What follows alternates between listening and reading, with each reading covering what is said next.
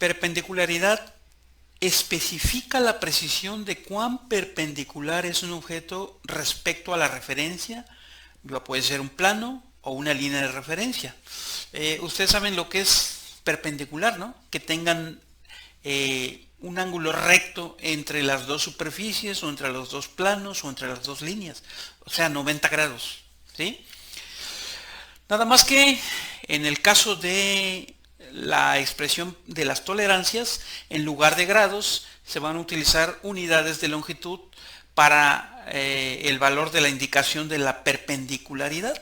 Para expresar la tolerancia, vaya, en lugar de los grados vamos a ir con unidades de longitud, ya sea milímetros o pulgadas. El símbolo, pues ustedes saben, es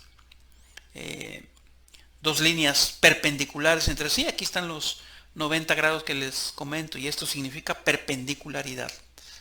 ¿Cómo lo interpretamos?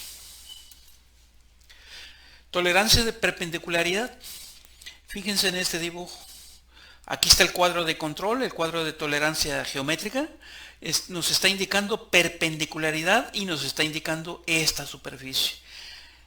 Nos dice que es 0.03 y nos da la referencia la superficie A.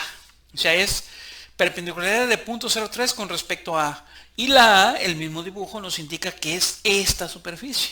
O sea, estamos hablando de dos superficies.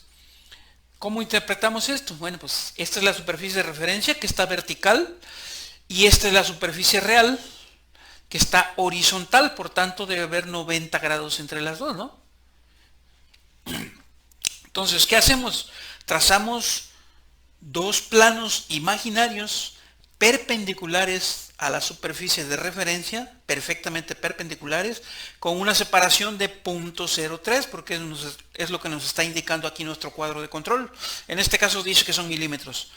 Y alineamos nuestra pieza y la superficie real, o la que estamos midiendo, toda su superficie debe quedar entre los dos planos imaginarios que trazamos, para que pueda cumplir con la tolerancia de perpendicularidad. Así es como se maneja. Tolerancia de perpendicularidad. La superficie que se desea controlar tiene que quedar comprendida entre dos planos paralelos, distantes entre sí el valor de la tolerancia y perpendiculares al plano de referencia. ¿Sí? Es lo mismo que acabamos de decir. Fíjense en este dibujo. Aquí nos está indicando el cuadro de tolerancia geométrica, perpendicularidad de 0.02 con respecto a A. A nos está indicando que es esta superficie. ¿Ya la vieron? No el diámetro, es la superficie. Y la superficie que nos está pidiendo calificar es esta superficie. Aquí la está señalando. Entonces, esta superficie con respecto a esta deben ser perpendiculares. Debe haber 90 grados aquí, ¿sí? Pero con una tolerancia de 0.02. En este caso no sabemos si son milímetros o pulgadas. ¿Qué hacemos? Trazamos dos planos imaginarios perfectamente perpendiculares a la referencia y con una separación entre sí de 0.02. Y ahí alineamos nuestra pieza. Si el plano real de la pieza queda entre los dos planos imaginarios, estamos cumpliendo con la especificación de tolerancia geométrica. ¿Sí? Fíjense en este caso. ¿Cuándo es cuando no cumple? Es el mismo dibujo, pero fíjense el plano real de la pieza como quedó. En la parte de arriba cumplió hasta este punto con nuestra tolerancia de perpendicularidad, pero a partir de acá ya se salió de nuestros dos planos imaginarios. Entonces esta pieza ya no nos está cumpliendo con la tolerancia geométrica de perpendicularidad. ¿De acuerdo? Tolerancia de perpendicularidad.